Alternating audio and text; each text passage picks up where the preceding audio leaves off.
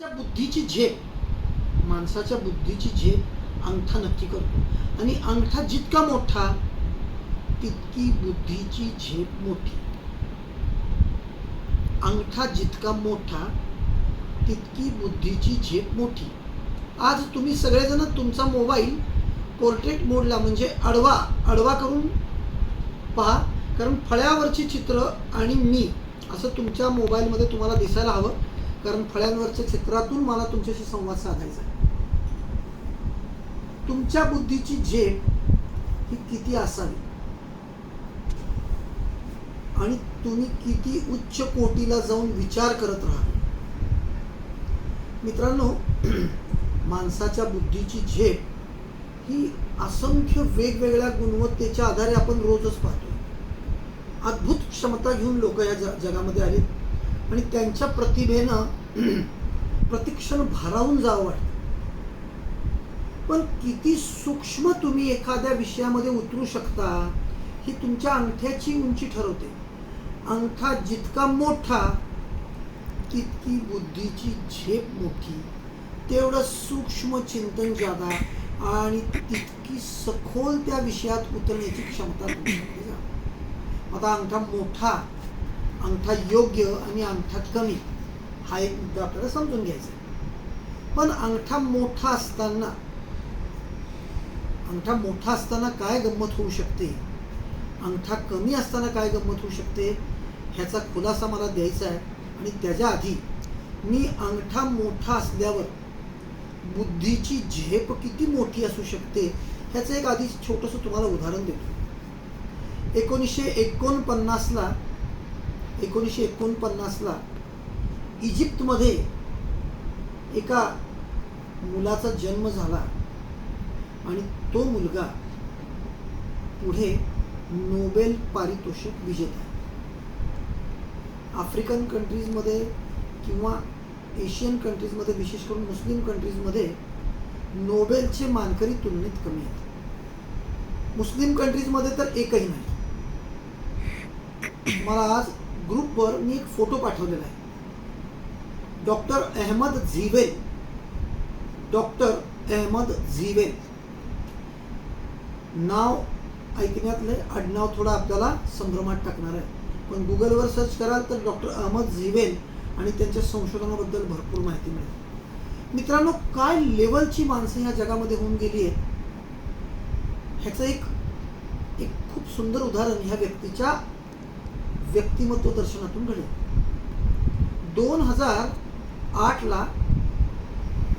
2008ला Barack ओबामानी American राष्ट्राध्यक्षाची शपथ घेतली. मी मागं काही माझ्या व्याख्यानामध्ये सांगितलं की 2008 मध्ये बराक ओबामानी राष्ट्राध्यक्षपदाची शपथ घेतली आणि त्यांनी त्यांच्या मंत्रिमंडळामध्ये 3000 तज्ञ लोकांची नियुक्ती केली. त्यांच्या मंत्रिमंडळामध्ये 3000 तज्ञ लोकांची नियुक्ती केली. प्रशांत किशोर नावाच्या एका भारतातल्या आधुनिक चाणक्यानं CAG नावाची एक संकल्पना सांगितली होती आणि ती संकल्पना मी तुमच्यासमोर मांडली होती, सिटीजन्स फॉर अकाउंटेबल गव्हर्नन्स. मित्रांनो, सिटीजन्स फॉर अकाउंटेबल गव्हर्नन्स म्हणजे काय, तर तुम्ही तुमच्या मंत्रिमंडळामध्ये IAS झालेला एखादा मनुष्य किंवा जनतेनं निवडून दिलेला एखादा प्रतिनिधी एखाद्या विषयासाठी नियुक्त करणे किंवा त्याच विषयातला एखादा तज्ञ माणूस तुमच्या मंत्रिमंडळामध्ये त्या विशिष्ट विषयासाठी नियुक्त होणे. आता उदाहरणादाखल जर मिसाईल प्रोग्राम आहे तर मिसाईल प्रोग्रामसाठी डॉक्टर अब्दुल कलाम ह्यांना जर तुम्ही, किंवा वर्गीस कुरियन आहे ज्यांनी दूध क्रांती केली, त्या माणसाला जर दुग्ध मंत्रालय दिलं तर तो मनुष्य भारतातल्या दुधावर खूप जादा नेमकं काम करू शकेल. दूध क्रांती जी झाली ती क्रांती डॉक्टर वर्गीस कुरियन यांच्या माध्यमातून झाली.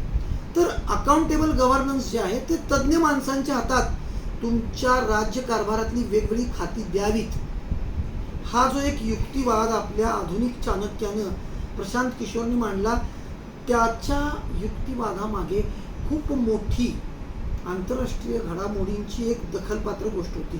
आणि त्यातली एक दखलपात्र गोष्ट म्हणजे मित्रांनो, बराक ओबामानी 3000 तज्ज्ञ माणसांची एक टीम त्याच्या गव्हर्नन्ससाठी नियुक्ती केली. त्या 3000 पैकी एक व्यक्ती आहे डॉक्टर अहमद झिवेल.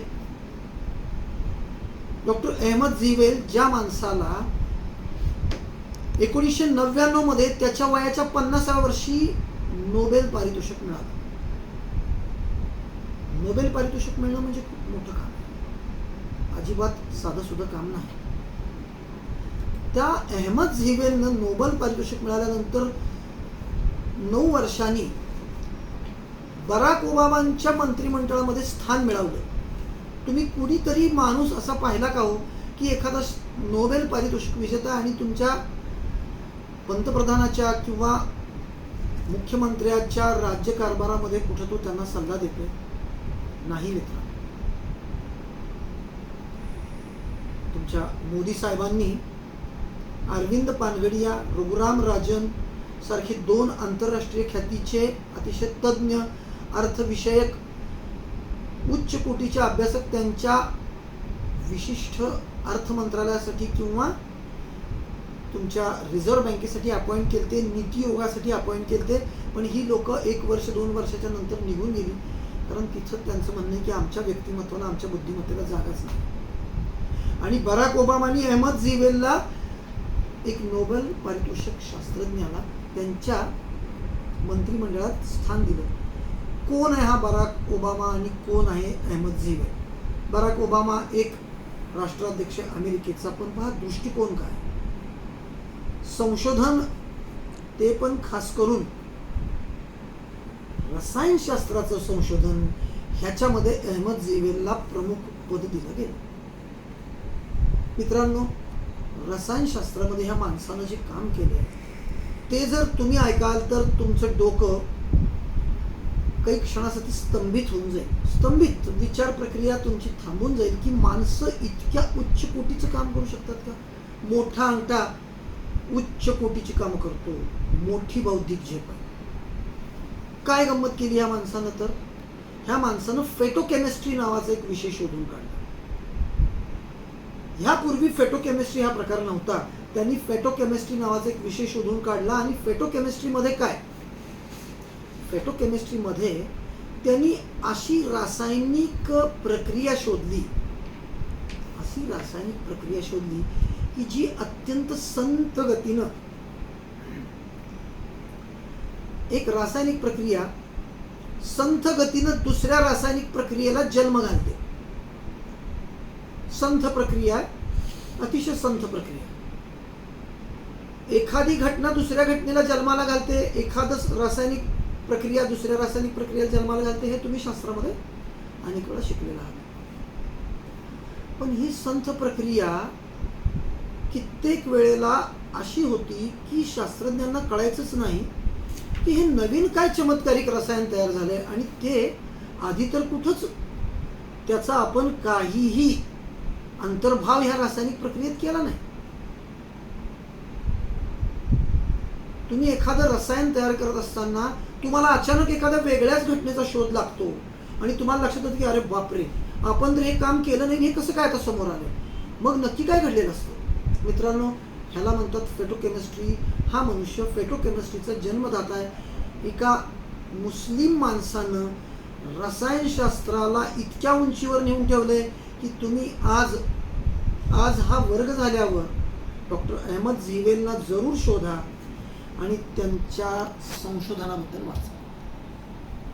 त्यांनी काय केलं मित्रांनो, शांतपणे, अजिबात न कळता एखादी रासायनिक प्रक्रिया होते, आपल्याला कळतही नाही आणि त्याची गती इतकी कमी असते की ती तुम्हाला आकलना पलीकडे असते, आणि अशा अत्यंत सूक्ष्म अशा रासायनिक प्रक्रियेचा शोध या माणसाने लावला. नक्की काय केलं, एक सेकंदाचा 10 लाखावा भाग किंवा 1 कोटीवा भाग इतक्या संथ गतीनं होणाऱ्या रासायनिक प्रक्रियांचा शोध लावला. तुम्ही विचार करू शकता? एक सेकंदामध्ये आपण 8 ते 10 वेळेला आपली पापणी लवतो आणि त्याला एक निमिष म्हणतात. निमिष म्हणजे सेकंदापेक्षा पण कमी वेळ तुमच्या पापणीच्या लावण्यासाठी लागतो आणि तुम्ही त्याच्यापेक्षा खालच्या कालमर्यादा तुमच्या वेगवेगळ्या भारतीय वेदांमध्ये शोधू शकता, पाहू शकता, त्याचा उल्लेख आहे. पण ह्या माणसाने त्याच्यावर संशोधन केलंय. 1 सेकंदाच्या 10 लाखाव्या किंवा 1 कोटीव्या भागा इतकी कमी गतीनं चालणारी रासायनिक प्रक्रिया होते आणि ती एका नवीन रासायनिक प्रक्रियेला जन्माला घालते. आणि ह्या शास्त्राला त्यांनी फेटोकेमिस्ट्री नावाचं नाव दिलं आणि त्याच्या संशोधनाला नोबेल पारितोषिक मिळालं. अशा अतिशय नितांत बुद्धिमान माणसाला अणुरेणूंच्या माध्यमातून तुम्ही रसायनातल्या वेगवेगळ्या उच्च कोटीच्या अभ्यासासाठी आमच्या मंत्रिमंडळात दाखल व्हा आणि अमेरिकेचं एक रसायनशास्त्र हे विभागच तुम्ही नियंत्रित करा. अशा उदात्त हेतूंनी ह्या अहमद झीवेलला बराक ओबामांनी त्यांच्या मंत्रिमंडळात घेतले. आत्ता 3 वर्षापूर्वी हे गृहस्थ त्यांच्या वयाच्या 67व्या वर्षी निधन पावले.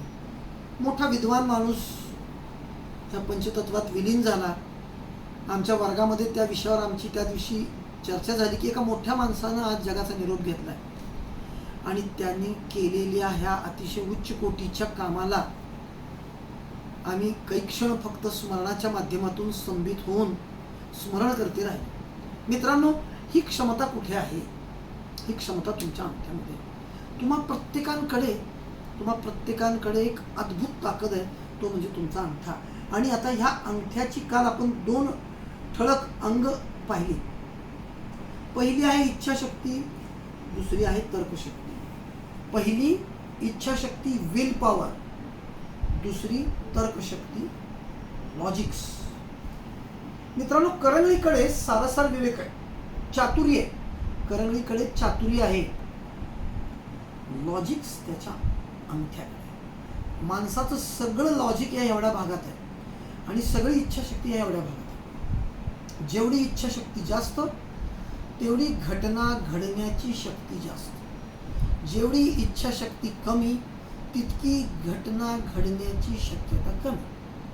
आता अंगठ्याची उंची वाढली, इच्छाशक्ती तीव्र होईल. अंगठा 90 डिग्रीमध्ये आला, इच्छाशक्ती तीव्र होईल. अंगठ्याची उंची वाढली, इच्छाशक्ती तीव्र होईल.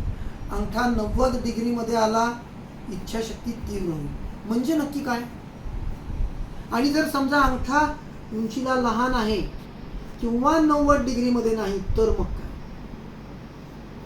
इथे तुम्हाला आता मी आधी अंगठ्याच्या उंचीबद्दल आणि त्याच्या मोजमापाबद्दलची माहिती देतो आणि त्यानंतर एक रासायनिक तत्व तुमच्या मेंदूमध्ये तुम्हाला तुमच्या अभ्यासाच्या किंवा तुमच्या प्रगतीच्या दिशेला जाऊ देत नाही, त्याच्याबद्दलचं तुम्हाला मी खुलासा देतो. खूप मोठा एक 17व्या शतकातला फ्रेंच शास्त्रज्ञ, गणितज्ञ, रसायनशास्त्र आणि भौतिकशास्त्रातले एक विद्वान माणूस ब्लाइस पास्कल, त्या माणसाचं मी तुम्हाला आज एक खूप सुंदर वाक्य पाठवलं आहे.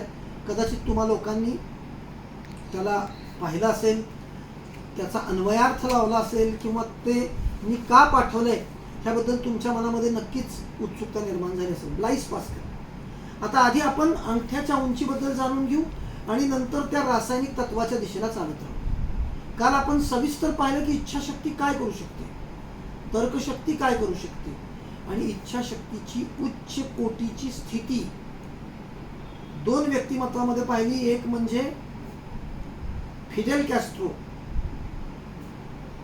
ज्या माणसावर 638 वेळा मारण्याचा ऑन रेकॉर्ड प्रयोग झालेला आहे.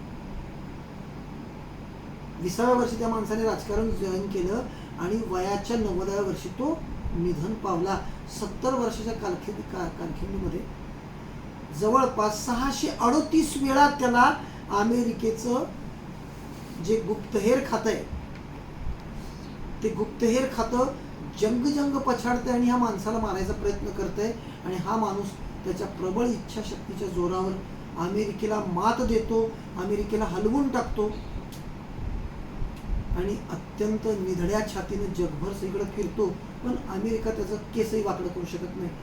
अतिशय छोटासा क्युबा म्हणून देश आहे त्यातला हा राष्ट्राध्यक्ष. 49 वर्ष त्या माणसाने क्युबावर राज्याधिकार केला. क्युबावर त्या माणसाची सत्ता 49 वर्ष होती. ह्या जगामध्ये कदाचितच कुणी एखादा शासक असेल ह्या अलीकडच्या कालखंडामध्ये ज्याची सलग 49 वर्ष सत्ता झाली आहे. कारण आता सगळीकडं लोकशाही, निवडणुका आणि आपापल्या लोकांनी निवडून दिलेले प्रतिनिधी या माध्यमातून घटना वेगळ्या घडतात. लोकांना संधी इतकी मोठी नाही मिळत, पण ह्या माणसानं जनतेच्या प्रेमाच्या जोरावर इतकी वर्ष केली. तर ह्या सगळ्यांमध्ये आता नक्की ही इच्छाशक्ती म्हणजे काय? मित्रांनो, तुमचा हात जेव्हा तुम्ही तुमचा अंगठा हाताच्या जवळ घेता, तुमचा हा अंगठा जेव्हा तुम्ही हाताच्या जवळ घेता तेव्हा ही जी तर्जनी आहे, तर्जनीचं तिसरं पेर त्याच्या जवळ अंगठा आल्यानंतर ह्या अंगठ्याची उंची तर्जनीच्या तिसऱ्या पेराच्या कोणत्या स्थितीला आहे त्या स्थितीचा अभ्यास तुम्हाला अंगठ्याच्या उंचीच्या दिशेनं करायचा. अंगठा तुम्ही तुमचा जवळ घ्यावा, तर्जनीच्या जवळ घ्यावा, एक छोटंसं पेन घ्या आणि त्याच्याने तुमच्या तर्जनीवरून, तुमच्या अंगठ्यावरून तर्जनीच्या दिशेला एक पॉइंट तयार करा आणि तो पॉइंट तुमच्या तर्जनीच्या तिसऱ्या पेराच्या नक्की कुठे आहे त्याच्यावरून तुमचा अंगठा मोठा आहे, तुमचा अंगठा योग्य आहे किंवा अंगठा लहान आहे हे तुम्हाला समजेल. आता 2 मिनिट तुम्ही फळ्याकडे बघा. मित्रांनो पहा, इथे पहिल्यांदाच अंगठा तर्जनीच्या तिसऱ्या पेराच्या बरोबर मध्यवर्ती भागात दाखवलेला आहे. हा अंगठा तुम्हाला जवळ घ्यायचा आहे तर्जनीच्या. इथे तर्जनीचं हे तिसरं पेर आहे आणि तिसऱ्या पेराला बरोबर मध्यावर गेला हा अंगठा योग्य आहे. आता इथे तर्जनीचं तिसरं पेर वर राहतंय पण अंगठा मात्र ह्या तिसऱ्या पेराच्या निम्म्याच्या दिशेला जात नाही, म्हणजे हा अंगठा छोटा अंगठा झाला. आणि इथे जर तुम्ही पाहाल तर्जनीच्या तिसऱ्या पेराच्या निम्म्याच्या वर निघून गेला अंगठा, हा अंगठा मोठा झाला. मित्रांनो, हा अंगठा मोठा जो तर्जनीच्या तिसऱ्या पेराच्या निम्म्याच्या वर गेला, तर्जनीच्या तिसऱ्या पेराच्या निम्म्याला आला योग्य अंगठा, तर्जनीच्या तिसऱ्या पेराच्या निम्म्याच्या खाली गेला छोटा अंगठा. जितका मोठा अंगठा तितकी प्रबळ इच्छाशक्ती. मित्रांनो, जितका मोठा अंगठा तितकी प्रबळ इच्छाशक्ती. पहा अंगठा कुठं जातोय तर्जनीच्या तिसऱ्या पेराच्या, त्याच्यावरून तुम्हाला माझ्या इच्छाशक्तीचा अंदाज लावता येईल. जितका मोठा अंगठा तितकी प्रबळ इच्छाशक्ती. आणि जर तुम्हाला तुमच्या आयुष्यात घटना घडवायच्या तर प्रबळ इच्छाशक्ती प्रचंड जरुरी आहे. मग मोठा अंगठा काय करतो? मोठा अंगठा माणसामध्ये तीव्र इच्छाशक्ती, करारीपणा, क्रियाशीलता, ध्येयवाद, व्यवहारवाद, अत्यंत तर्कनिष्ठ बुद्धी आणि आपल्यातल्या शास्त्राच्या आवडीतून आयुष्य जगताना भावभावनांपेक्षा कर्तव्याला महत्त्व देणे आणि आवश्यकतेच्या दिशेला आयुष्य जगणे. अतिशय नीट लक्षात घ्या. हे सगळे मुद्दे तुम्हाला PDF मधून मिळतील. हे सगळे तुम्हाला स्मरणात ठेवायचे. पण हे स्मरणात ठेवण्यासाठी मी तुम्हाला काही व्यक्तिमत्व जोडून देणार आहे त्याच्यासोबत आणि त्याच्या आधारे तुम्ही स्मरणात ठेवायचे. मोठा अंगठा माणसामधली क्रियाशक्ती वाढवतो. प्रचंड क्रियाशील होतो माणूस, गतिमान होऊन जातो. त्याच्या क्रिया ह्या त्याच्या आवश्यकतेच्या, आवडीच्या दिशेला काम करायला लागतात. आणि सगळ्यात महत्त्वाचं म्हणजे त्याचं ध्येयवाद, त्याच्या आयुष्यातले टार्गेट अचीव करणे, ठरलेल्या दिशेला चालत राहणे आणि ते होऊपर्यंत शांत न बसणे, ही सगळ्यात महत्त्वाची गोष्ट तुमच्या आयुष्यात तुम्हाला अंगठ्याची उंची देऊन जाते.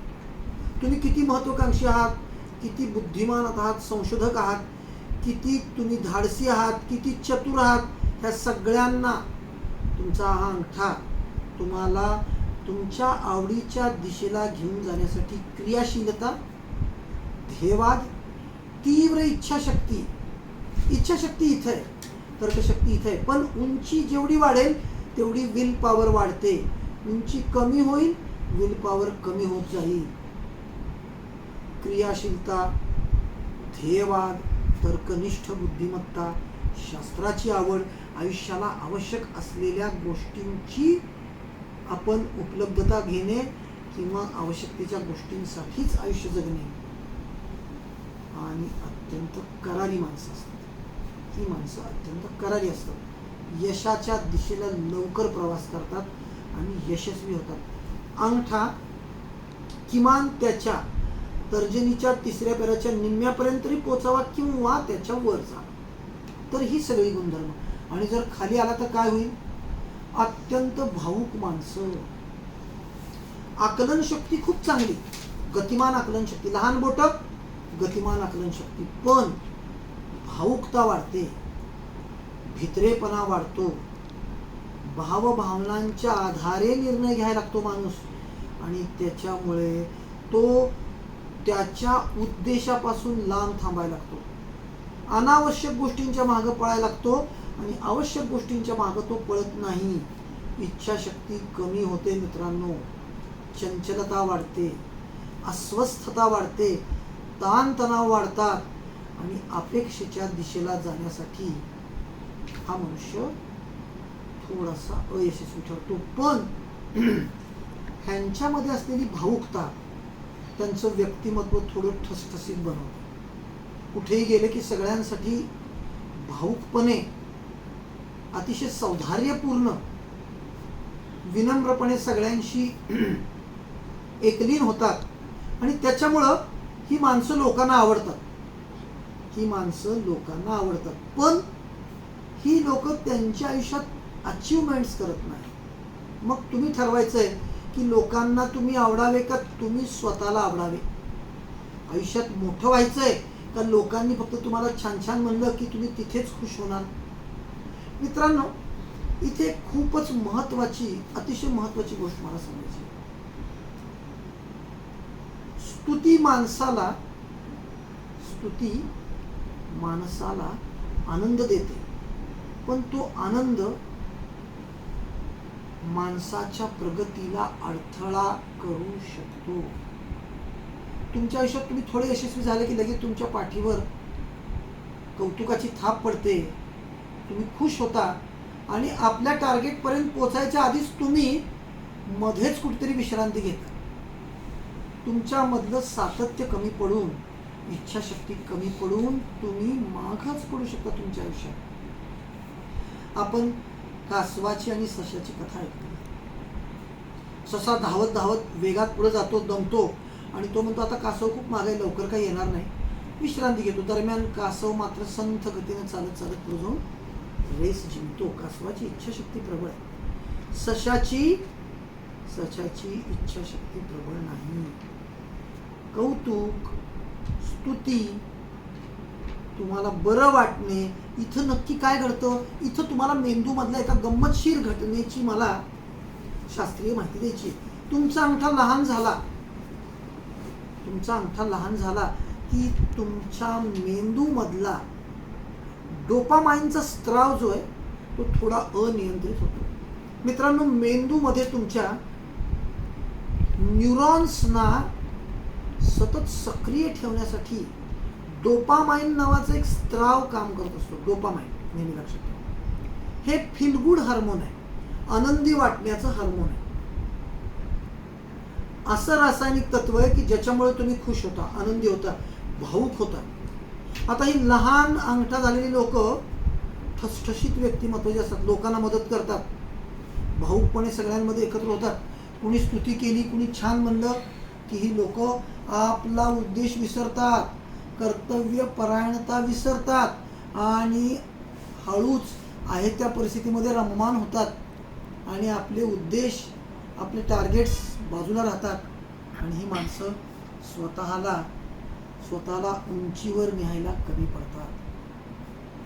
इथे मोठा अंगठा काय करतो? क्रियाशीलता, कर्तव्य, कठोरता. आपल्याला हव्या असलेल्या गोष्टींच्या दिशेलाच पाहत आणि चालत राहायचंय. इकडं तिकडं बघायचं नाही. कुणाच्याही स्तुतीला किंवा कुणाच्याही प्रेरणेला भुलून जायचं नाही. लोकांनी केलेली स्तुती ह्यांना जरी बरी वाटली तरी त्यांच्यातल्या जिद्दीला त्याचा धक्का लागत नाही.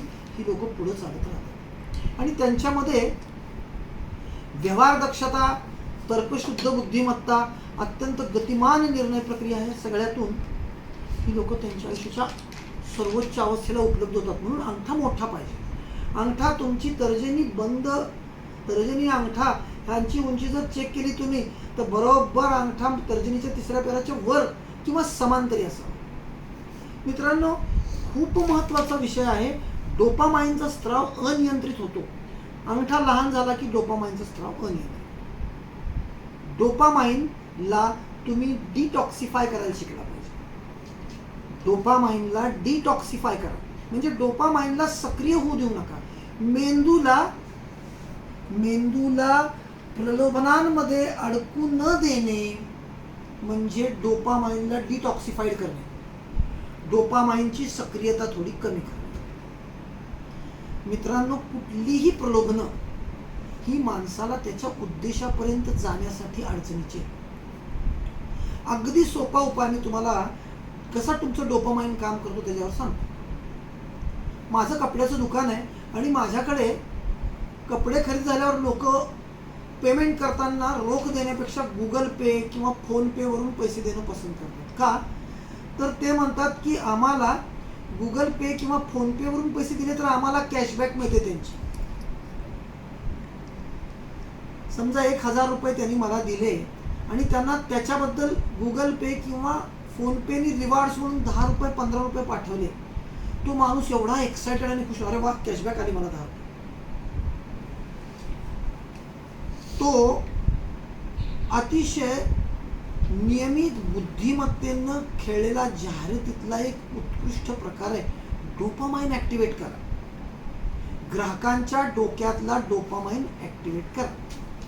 तुम्ही घ्यायला गेलेला असता मॉलमध्ये तुमच्या आवश्यकतेच्या गोष्टी, नीट लक्षात घ्या, आवश्यकतेच्या गोष्टी घ्यायला गेलेला असता मॉलमध्ये आणि तुम्हाला कुठेतरी जाहिरात लागलेली असते की अमुक घेतलं तर तमुक फ्री, अमुकवर अमुक डिस्काउंट, तमुकवर वेगवेगळ्या ऑफर्स.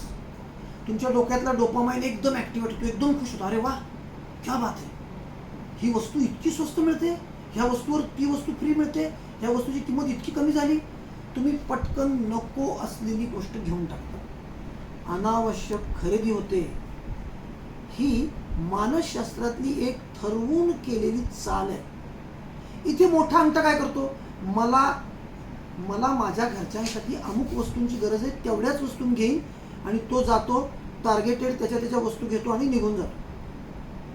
छोट्या अंगठ्याची लोक डोपामाइन ऍक्टिव्हेट होतं डोक्यातलं आणि आपल्या टार्गेटची वस्तू घेण्यापेक्षा भलत्याच नको त्या गोष्टींची खरेदी करतात आणि मूळ गोष्ट घ्यायची किती वेळा तरी विसरतात किंवा त्या वस्तूसाठीचे त्यांचे पैसे अपुरे पडतात.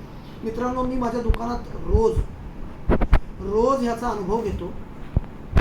घ्यायला आलेले असतात एक, भलतीच दुसरी खरेदी करतात आणि ती खरेदी केल्यानंतर त्यांना लक्षात येतं, अरे अच्छा आपल्याकडे आता पैसे अपुरेत, मूळ गोष्ट राहिली. मग आयत्या वेळी बिल करताना ते कमी करतात किंवा त्यांची खरेदी वाढते.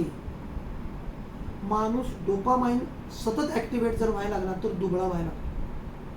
म्हणून डोपामाइन सतत नको. डोपामाइन जरुरी आहे, तुम्हाला आनंदी राहण्यासाठी नितांत जरुरी आहे, पण तो जर अनियंत्रित झाला तर तो तुम्हाला सतत अस्वस्थ करायला लागेल. सगळ्यात महत्त्वाचा शब्द लक्षात घ्या, अस्वस्थता. डोपामाइन माणसाला अस्वस्थ करून टाकतो. तुम्ही दिवसातून किती वेळा तुमचा मोबाईल तपासता? मित्रांनो, एक अमेरिकेतल्या संशोधनानुसार एक सामान्य अमेरिकन दिवसातून 3000 वेळा त्याचा मोबाईल तपासतो. आणि जर तुम्ही जर सकाळी उठल्यापासून संध्याकाळपर्यंत जर मोजलं तर काही शे वेळा तुम्ही तुमचा मोबाईल तपासता. तुम्हाला माहितच नाही. का तपासताय? माहित नाही. फेसबुक उघडताय, व्हॉट्सॲप उघडताय, वेगवेगळ्या यूट्यूबवरच्या विनोदी मालिका पाहताय किंवा काहीतरी रचनात्मक नसलेलं काम करताय, त्यातून काहीच निर्मिती आहे, सृजन होत नाही आहे, फक्त तुम्हाला फील गुड होते. अरे मी व्हॉट्सॲप बघितलं, माझ्या मित्रमैत्रिणींचे एवढे मेसेज आले, मी यूट्यूबवर जाऊन माझ्या आवडीच्या कलाकाराचे गाणे पाहिले किंवा फेसबुकवर मी काहीतरी सोशल पोस्ट पाहिल्या, इंस्टाग्रामवर मी काहीतरी गंमतशीर गोष्ट केल्या किंवा तिथल्या काहीतरी गमतीशीर गोष्टी पाहिल्या. ह्या सगळ्यातून रचना काय झाली, ह्या सगळ्यातून तुम्ही नक्की केलं काय आणि हे का करताय? ही जाहिरातीची माध्यमं आहेत. युरोपियन्सनी त्यांच्या जाहिराती तुमच्याकडे पोहोचण्यासाठी ही तुम्हाला डोपामाइन सक्रिय करून टाकणारी फ्री दिलेली माध्यम आहे. व्हॉट्सॲप फ्री आहे, फेसबुक फ्री आहे, इंस्टाग्राम फ्री आहे, यूट्यूब फ्री आहे. का? तुम्ही तिथं आला की तुम्ही तुमच्या आवडीच्या गोष्टी करण्यासाठी ॲडिक्ट व्हाल. आवडीच्या गोष्टी पाहता पाहता तुम्ही तुमच्या स्वतःच्या सारासार विवेकाचा नाश कराल आणि इच्छा असो नसो नको त्या जाहिराती पाहाल आणि नको त्या खरेदीला उपलब्ध व्हाल, नको त्या दिशेला चालायला लागाल. तुमच्या आयुष्यातले टार्गेट्स बाजूला राहतील. शिक्षण, व्यवसाय, प्रगती, आपल्या आयुष्यातली काहीतरी अचीवमेंट, काहीतरी साध्य हे विसरून जातोय माणूस आणि भलत्याच दिशेला चालत राहतोय. हे सगळं ह्या डोपामाइनचं काम आहे. मग डोपामाइनला तुम्ही डिटॉक्सिफाय करू शकला पाहिजे, म्हणजे तुम्ही तुमच्याच विषयावर लक्ष केंद्रित करा. कुठलीही कितीही प्रलोभन असली तरी मी त्या प्रलोभनाकडे पाहणार नाही. मी अनावश्यक वेळ मोबाईलमध्ये घालवणार नाही. मी अनावश्यक वेळ फेसबुक किंवा इंस्टाग्रामवर घालवणार नाही. मी माझ्या आयुष्यातले टार्गेट्स ठरवेन आणि त्याच्यासाठी मित्रांनो तुमची जिद्द वाढवणं जरुरी आहे आणि तुमची इच्छाशक्ती वाढवणं जरुरी आहे. मग इच्छाशक्ती कशी वाढवायची त्यासाठी पण आम्ही आमच्या वर्गामध्ये छोटे छोटे प्रयोग देतो. आमचा हा खूप मोठा शास्त्रीय अभ्यास होणारा वर्ग आहे. जवळपास 20-22 वर्ष झाले वर्गामध्ये प्रत्येक विद्यार्थ्यावर आम्ही मानसशास्त्रीय उपचार आणि वेगवेगळे प्रयोग करतो. नक्की काय करायचं? तुम्ही तुमच्या मेंदूला रिवॉर्ड्स द्यायचे. रिवॉर्ड्स म्हणजे जर मी आज 4 पुस्तकं वाचली तर मी अर्धा तास टीव्ही बघेन. मला कधी पण वाटलं म्हणून मी टीव्ही बघणार नाही. मी जर आज 1 तास नक्की व्यायाम केला तरच मी अर्धा तास 10 मिनिट फेसबुक बघेन, अन्यथा बघणार नाही. मग तुम्ही 1 तास व्यायाम करता, तुम्ही 4 पुस्तकं वाचता आणि त्यानंतर रिवॉर्ड्समध्ये तुम्ही ह्या डोपामाइनला स्वीकारता आणि हळूहळू वाचनातून, व्यायामातून उद्दिष्ट साध्य करत, अभ्यास वाढवत तुम्ही तुमच्या आयुष्यातल्या विशिष्ट चांगल्या उंचीला पोचता. आणि अधूनमधून तुम्हाला मधल्या सुट्टीच्या माध्यमातून उत्तेजना डोपामाइनची घ्यायची आहे. डोपामाइनला सोडायचं नाही. डोपामाइन जर सोडला तर तुम्ही निराशेमध्ये जा. डोपामाइनची कमतरता म्हणजे नैराश्याची स्थिती आहे.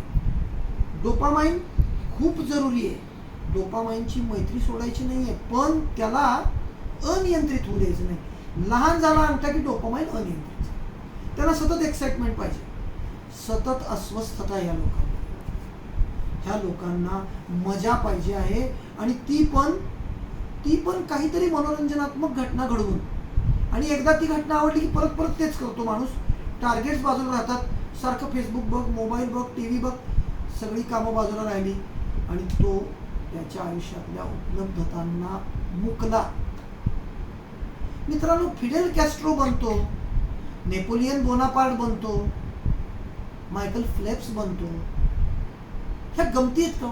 ह्या सगळ्या गोष्टी तुमच्यामध्ये पण टार्गेटेड लाईफ जगली ती लोक, अत्यंत टार्गेटेड लाईफ जगली. इच्छाशक्ती नितांत जरुरी आहे. तुमचा अंगठा कसा आहे जरुरी नाही, तो कसा करायचा आहे ह्याच्यावर तुम्हाला इथून पुढे लक्ष द्यायचं आहे. माझा अंगठा लहान आहे, ओके, मला निसर्गाची ही भेट आहे, माझ्यातली आकलन शक्ती चांगली आहे, पण इच्छाशक्ती कमी आहे. इथून पुढे मी प्रत्येक वेळेला माझ्या डोपामाइनला डिटॉक्सिफाईड करून टाकेन. मी अजिबात डोपामाइनला अनियंत्रित राहू देणार. मी त्याला माझ्या नियंत्रणात ठेवेन. मला पाहिजे त्याच वेळी पाहिजे तितकाच टीव्ही बघणार, सारखा टीव्ही बघणार नाही. पाहिजे तितका पाहिजे त्याच वेळेला मी व्हॉट्सअप बघेन, अन्यथा बघणार नाही. माझ्या टार्गेटच्या दिशेनं चालत राहील. तर मित्रांनो, तुम्ही तुमच्या आयुष्यात कुठल्या तरी उंचीला पोहोचा. मी तुम्हाला टार्गेट्स कसे अचीव करतात मोठी लोक त्याच्यासाठी एक प्रतिकात्मक घटना सांगतो. मायकल फेल्प्स ह्या एका अद्भुत अशा पोहणाऱ्या जलतरणपटूची, अमेरिकेचा हा जलतरणपटू आहे. लहानपणी ह्याचे आई वडील खूप लवकर विभक्त झाले आणि ह्या जलतरणपटूला घरात सुरुवातीपासून ताणतणावाला बराच वेळ द्यावा लागला. ताणतणावामुळे लहानपण त्याचा अजिबात छान नाही गेलं. पण मित्रांनो, त्याच्याकडे पूर्वीपासूनच पोहण्याची नितांत तीव्र शक्ती होती आणि त्याची इच्छा होती की जगातली सर्वोत्कृष्ट पोहण्याची स्थिती मी गाठेन. आणि हा मायकल फेल्प्स रोज स्वतःच एक टार्गेट तयार करायचा आणि ते तोडायचं.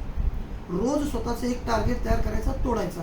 असं करत करत तो अमेरिकेतला सर्वोत्कृष्ट स्विमर झाला, जलतरणपटू झाला.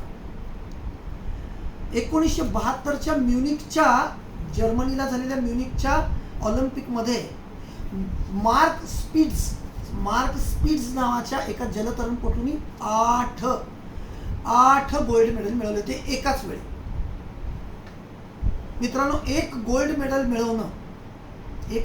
मिळवणं ही माणसासाठी त्याच्या संपूर्ण आयुष्याची कमाई असते.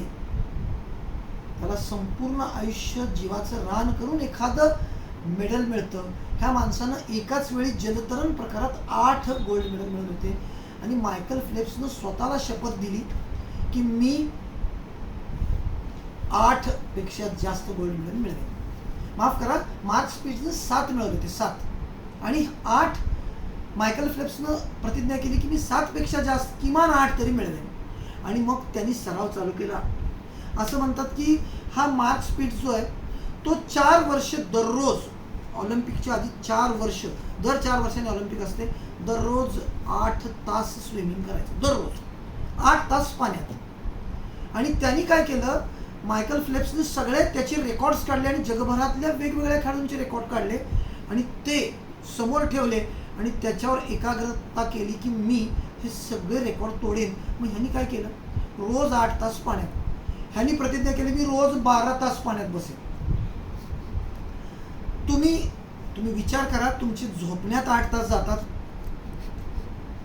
आणि उरलेले 14 तास 16 तास तुम्ही काम करत असता. मित्रांनो, 12 तास हा मनुष्य 4 वर्ष 12 तास पाण्यामध्ये राहायचा, 12 तास एकच काम, तो पोहायचा. दर आठवड्याला 100 किलोमीटर पोहायचा. विचार करा, गंमत आहे का? रोज 15 किलोमीटर पोहायचं, आठवड्यातून 100 किलोमीटर कमीत कमी पोहायचं आणि 100 मीटर 50 सेकंदात पोहायचं. अशी महाभयंकर दिनचर्या या माणसाने केली. 2008च्या ऑलिम्पिकमध्ये ह्या माणसाला 8 सुवर्ण मिळाले. 8 सुवर्ण पदकं घेऊन ह्या माणसाने इतिहास रचला. पण ह्या इतिहास रचताना एक खूप मोठी घटना घडली, ती पण जिद्दीवर माणसं कशी मोठी होतात त्याच्याबद्दल तुम्हाला माहिती आहे. 7 सुवर्ण पदकं त्याला मिळाली होती आणि 8वा त्याला मिळवायचा होता त्याच ऑलिम्पिकमध्ये, कारण त्याला मार्क स्पिट्झचा रेकॉर्ड तोडायचा होता 1972चा. 7 सुवर्ण पदकं त्याला त्या वर्षी मिळाली एकाच वेळी आणि त्यांनी 8व्या सुवर्ण पदकासाठी बटरफ्लाय म्हणून एक स्विमिंग मधला प्रकार आहे, 200 मीटर बटरफ्लाय ह्या स्पर्धेसाठी पाण्यात उडी मारली. पाण्यात उडी मारल्यावर एक दुर्दैवी घटना घडली, ती म्हणजे अशी की त्याचा चष्मा जो आहे, तो पाण्यात पोहताना जो चष्मा लावतात, वॉटर गॉगल्स, त्या ब्रेक झाल्या मित्रांनो. आणि तो अत्यंत गतिपूर्ण पाण्यामध्ये पोहत होता आणि पोहताना पाण्याचा जोरदार मार त्याच्या डोळ्याला लागत होता. पोहता पोहता पोहता 100 मीटर पूर्ण झाल्यावर त्याला लक्षात आलं की आता मला काहीच दिसत नाहीये, पुढचं डोळ्यासमोर अंधार आहे. मित्रांनो, विचार करू शकता का, उरलेले 100 मीटर त्यांनी काही दिसत नसताना पूर्ण केले. जेव्हा त्याचे 200 मीटर पूर्ण झाले तेव्हा त्यांनी शेवट जमिनीला स्पर्श केला आणि थोड्या वेळाने डोळे उघडून बघितल्यावर त्याच्या नावावर जागतिक रेकॉर्ड झालेला होता, वर्ल्ड रेकॉर्ड झाला होता. त्याच्या डोळ्यातून पाणी व्हायला लागलं. त्याला कळालं की आपण 8 सुवर्णाचे मानकरी आहोत. ह्या अद्भुत माणसाचं त्यानंतर एकदा अमेरिकेत सराव होत असताना हात तुटला. डॉक्टरांनी सांगितलं की आता इथून तुला पोहता येणार नाही. आणि त्यानंतर त्या माणसानं एक नवीन पद्धत शोधून काढली, ती म्हणजे हात शरीरापासून कुठल्याही मुवमेंट्स न करता फक्त पायाच्या जोरावर पोहायचं आणि जगातलं सर्वोत्कृष्ट रेकॉर्ड तयार करायचं. 2016च्या ऑलिम्पिकमध्ये त्याला पुन्हा एकदा हात न हलवता पोहूनही सुवर्ण पदक मिळाली. आणि मित्रांनो, त्या माणसाकडे आज जगातली सगळ्यात जास्त म्हणजे 23 सुवर्ण पदकं आणि 5 रजत पदकं अशी 28 पोहण्यातली पदकं आहेत. एकच माणूस पोहण्यामधली 28 पदकं घेतो. मी तुम्हाला एक फोटो पाठवलाय. दोन्ही हातामध्ये एक माळ आहे आणि गळ्यामध्ये त्या गोल्ड मेडलची माळ आहे. मायकल फेल्प्स काय जिद्दीचा माणूस आहे पहा. त्यांनी कसं टार्गेट त्याचं अचीव केलं. ज्यावेळी त्याला डोळ्याला दिसणं बंद झाले तरी त्यांनी अजिबात हार न मानता स्वतःचं 8वं सुवर्ण मिळवलं. अद्भुत अशी गोष्ट आहे. जेव्हा तुम्ही डोपामाइनचं नियंत्रण शिकता, प्रलोभनांना थांबवायला शिकता, त्याच वेळी तुम्ही तुमच्या आयुष्यामध्ये जिद्द किंवा इच्छाशक्तीच्या जोरावर नेपोलियन बोनापार्ट होऊ शकता. तुम्ही फिडेल कॅस्ट्रो होऊ शकता. तुम्ही अहमद झिवेल होऊ शकता. मित्रांनो, ह्या विश्वामध्ये असंख्य व्यक्ती आहेत आणि अद्भुत क्षमता आहेत. एक सेकंदाच्या 10 लाखाव्या किंवा 1 कोटीव्या जर कमी वेळेत एखादी रासायनिक प्रक्रिया घडते आहे, ती शोधून काढण्याची जिद्द किती मोठी हो. काय त्या माणसाची एकाग्रता असेल, काय तीव्र इच्छाशक्ती असेल की 1 सेकंदाचा 1 कोटीवा अंश, 1 कोटीवा भाग इतकी संथ होणारी रासायनिक प्रक्रिया आणि त्यातून निर्माण होणारे नवीन संयोग आणि त्याच्यावर नोबेल पारितोषिक घेणारा हा माणूस मोठा अद्भुत वाटत नाही का? 28 पदकं, सुवर्ण पदकं 23 आणि बाकी 5 तुमची जर अन्य पदकं आहेत. 28 पदकं मिळवणारा हा मायकल फेल्प्स तुम्हाला विशेष वाटत नाही का? ही जिद्द आहे. मित्रांनो, आतापर्यंत 140 कोटी लोकसंख्येत आपण 140 कोटी लोकसंख्येत आपण आतापर्यंत सगळे मिळून ऑलिम्पिकमध्ये 23 पदकं मिळवली आहेत. आपल्या भारतानं मागच्या 70 वर्षात ऑलिम्पिकमध्ये सगळ्या खेळ प्रकारात मिळून 23 पदकं मिळवली. एक माणसाचा रेकॉर्ड सुद्धा आपला देश तोडू शकत नाही. आणि एक माणूस 28 पदकी घेऊन आपल्या देशातल्या तमाम लोकांच्या सगळ्या क्रीडा प्रकारापेक्षा जास्त पदकं घेतो. ही काय इच्छाशक्ती आहे. मित्रांनो, तुमच्या पिच्युटरी ग्लँड्सवर जरी तुम्ही काम केलं तरी तुमची इच्छाशक्ती वाढते. मी तुम्हाला अनेक वेळा मागे सांगितलं की तुम्हाला इथे आणि इथे ह्या 2 ठिकाणावर दाब दिला तरी तुमची इच्छाशक्ती सुपर्ब होते. काय ही अद्भुत चमत्कारिक स्थिती आहे तुमच्या हाताची. पिच्युटरी ग्लँड्स तुमच्या संपूर्ण शरीरातल्या वेगवेगळ्या स्त्रावांवर काम करतात. तुम्ही एकाग्रता वाढवण्यासाठी तुमच्या डोपामाइनला डिटॉक्सिफाय करायचंय. प्रलोभनांना अजिबात जवळ येऊ द्यायचं नाही. त्याच वेळी आपल्या ठरलेल्या टार्गेटच्या दिशेला चालत राहणे ही तुमच्या इच्छाशक्तीची सर्वोच्च बाजू आहे. मित्रांनो, आज आपण अंगठ्याच्या उंचीची माहिती घेतोय. तुमचा अंगठा जर मध्यमेच्या तर्जनीच्या पहिल्या पेराच्या तिसऱ्या पेरापर्यंत जर गेला, तिसऱ्या पेराच्या मध्यापर्यंत जर गेला, योग्य उंची आहे. आणि जर तिसऱ्या पेराच्या निम्म्याच्या वर गेला, चांगली उंची आहे. जर तो खाली राहिला तर त्याची उंची कमी आहे. आणि उंची कमी झाली की तुमच्यातल्या डोपामाइनची स्थिती अनियंत्रित आहे. डोपामाइन अनियंत्रित झाला की तुमच्यातली एकाग्रतेचा भंग झाला.